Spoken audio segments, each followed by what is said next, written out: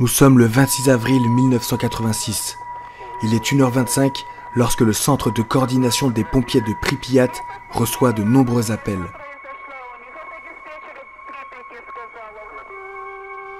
Пожарная охрана. Алло, Иванков? Да. Значит, вы выезжаете в Припять?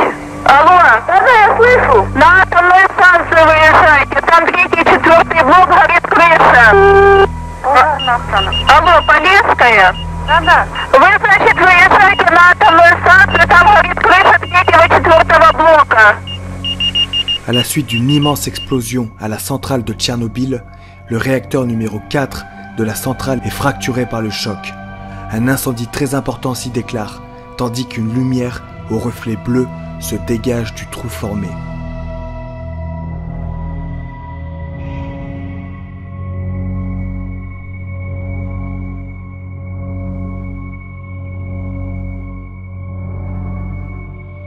Très vite sur les lieux et se rendant compte de l'ampleur de l'incendie, le commandant Teliatnikov, qui était en congé, lance un appel ordonnant à tous les détachements de la région de Kiev, où qu'ils soient, de gagner la centrale nucléaire. Il ordonne à ses hommes d'attaquer le feu et de ne pas partir avant d'avoir emporté la victoire. Le réacteur est ouvert et, tout en haut, au-dessus de son souffle mortel, des silhouettes qui s'agitent, les sapeurs-pompiers. La lave brûlante du bitume en feu, une fumée lourde et pestilentielle. Des ténèbres, partout, ailleurs. Enfin, et surtout, une dose épouvantable de radioactivité. Les pompiers présents, 15 selon les premiers chiffres, puis 28, allèrent délibérément ou furent envoyés au sacrifice. C'est grâce à eux, en tout cas, qu'est évité une nouvelle catastrophe, qu'eût été l'extension de l'incendie au réacteur voisin. Mais l'on peut douter que le feu ait été définitivement éteint vers 5 heures du matin, comme l'assurent la plupart des récits.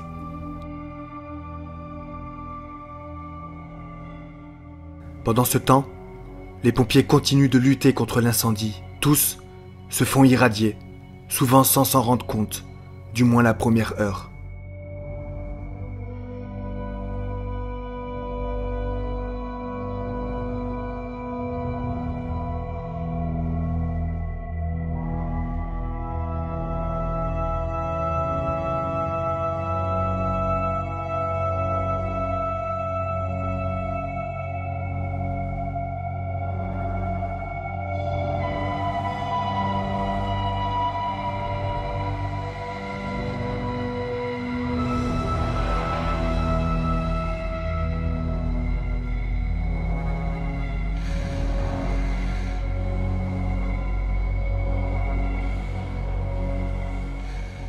Les sapeurs-pompiers de Pripyat ont mis quelques instants à arriver à la centrale nucléaire de Tchernobyl. Alors on ne trouve que peu d'informations sur l'intervention des sapeurs-pompiers, mais ce que l'on sait au départ, c'est qu'ils ne sont pas équipés. Alors est-ce qu'ils n'étaient pas conscients des risques qu'il y avait ou est-ce qu'ils étaient sous-équipés? L'histoire ne le dit pas. En tout cas, lorsque les sapeurs-pompiers interviennent et qu'il y a un risque radiologique, ils doivent être équipés en tenue de feu complète et ainsi qu'avec leur appareil respiratoire isolant. Ils doivent avoir leur masque sur le casque. Aussi, quand les sapeurs-pompiers interviennent avec un risque radiologique, l'engagement du personnel doit être minimum. Pour éviter de prendre tous les risques, il faut envoyer le minimum de personnes. Bien entendu, on prendra en considération le vent et il faudra se mettre dos au vent pour intervenir. Alors ici, les sapeurs-pompiers, donc on ne sait pas s'ils sont conscients ou inconscients des risques qu'il y a, mais en tout cas, ils y vont. Est-ce qu'ils le font par patriotisme, en connaissant les risques, ou est-ce qu'ils le font en ne connaissant pas les risques? On le saura sans doute jamais. En tout cas, une fois sur place, les sapeurs-pompiers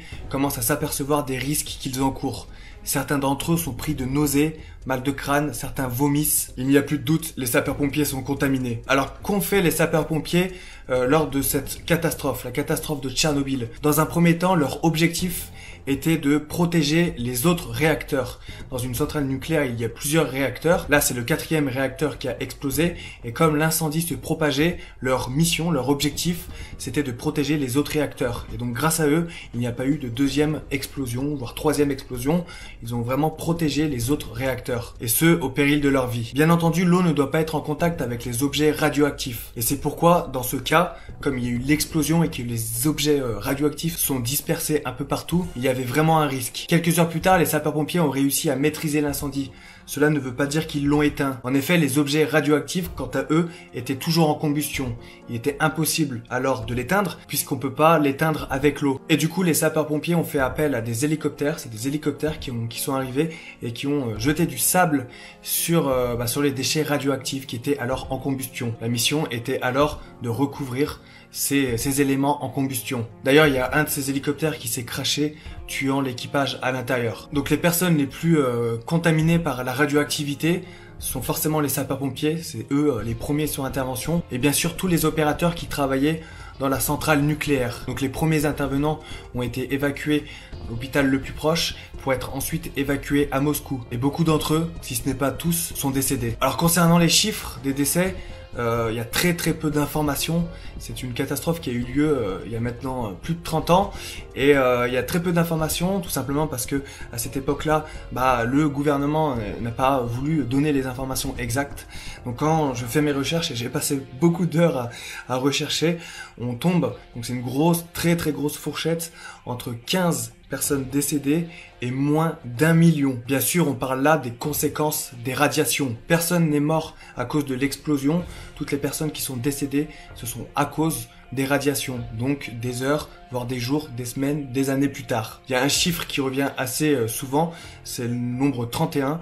Il y aurait 31 ouvriers et sapeurs-pompiers qui sont décédés des suites de cette catastrophe.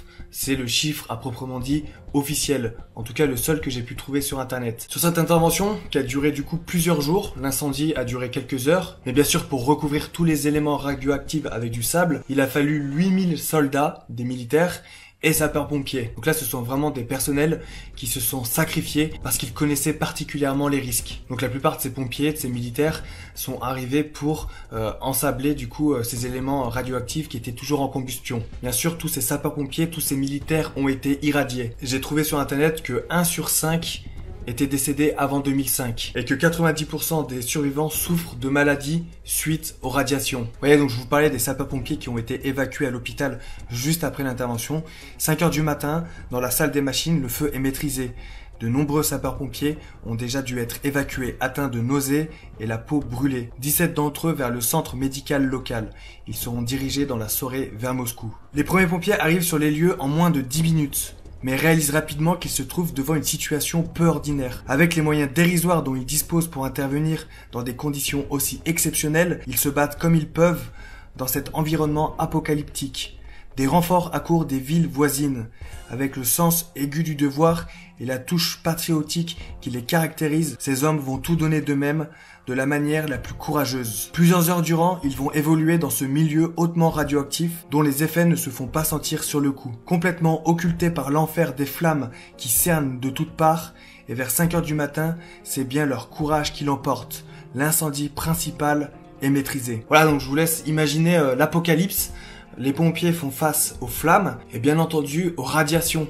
Mais les radiations sont invisibles, donc certains chefs de ces sapeurs-pompiers ont été cités en héros pour leur courage, leur dévouement lors de cette véritable catastrophe. Clairement, ils savaient qu'ils allaient y rester et ils se sont engagés sans faiblir. Ensuite, ce qui a vraiment marqué aussi la catastrophe, c'est l'évacuation des villes aux alentours. C'est une évacuation qui a été faite tardivement, aube du 26, donc le matin du 26. À Tchernobyl, la milice a pris la ville en main, mais il n'est pas encore question d'évacuation. Selon un témoignage d'officier, des noces y battent son plein. La ville de Pripyat, à 4 km seulement de la centrale accidentée et où vivent les ingénieurs de la centrale, s'éveille. Et les enfants vont à l'école. Tout le monde se préparait déjà aux fêtes du 1er mai. Ouais, la vie normale en fait. Le matin se lève et la journée commence tout simplement pour eux. Ils sont même pas au courant que la centrale nucléaire de leur ville a explosé. Chacun a appris l'accident à un moment différent. Cependant, le soir du 26 avril, presque tout le monde était au courant, mais réagissait avec calme. Les magasins de tous les établissements étaient ouverts. Nous nous sommes dit que c'était donc pas si dangereux. Pourtant, pendant ce temps, le réacteur continue de brûler. Il semblerait même que beaucoup d'enfants soient allés regarder le spectacle. Je vous laisse, c'est juste incroyable de s'imaginer ça en fait. Et donc maintenant la zone autour de la centrale, sur des dizaines de kilomètres, est inhabitée. C'est toujours un endroit radioactif et ça le sera pendant des millénaires. Ça le sera pendant des millénaires, pendant des milliers d'années. Ça sera toujours radioactif. C'est vraiment incroyable et qui plus est, il n'y a pas beaucoup d'informations sur Internet. Il y a beaucoup d'informations, mais ça part un peu dans tous les sens. On trouve vraiment des choses qui se contredisent. Donc je peux vraiment pas être sûr que tout ce que j'ai dit dans cette vidéo soit vrai, car il y a vraiment énormément d'informations. J'ai essayé de ne parler que du côté pompier, de l'aspect pompier qu'il s'est passé sur place. Donc là c'est pareil, il y a vraiment très peu d'informations. En tout cas c'est à eux que je dédie cette vidéo, aux sapeurs-pompiers de Pripyat. Merci en tout cas d'avoir regardé cette vidéo. N'oubliez pas de vous abonner à ma chaîne YouTube. Je vais continuer à faire des décryptages comme ça. Vous pouvez lâcher un pouce bleu, partager cette vidéo à vos amis, c'est important pour moi, c'est aussi important pour l'histoire. On parle beaucoup de la catastrophe de Tchernobyl, mais on parle pas beaucoup des sapeurs-pompiers qui étaient sur la catastrophe de Tchernobyl. N'hésitez pas à mettre un petit mot dans les commentaires en hommage aux sapeurs-pompiers de Tchernobyl. Quant à moi, je vous retrouve demain pour la prochaine vidéo. Et pour finir, je vous laisse avec l'évacuation audio de Pripyat. Donc c'est le message d'évacuation qui a été donné à la radio pour donner l'ordre aux habitants d'évacuer. Et dans ce message radio, il est dit qu'ils partiront que quelques jours. Ces gens-là ne reverront jamais leur appartement. Внимание, внимание! Внимание, внимание! Внимание, внимание! Уважаемые товарищи, городской совет народных депутатов сообщает, что в связи с аварией на Чернобыльской атомной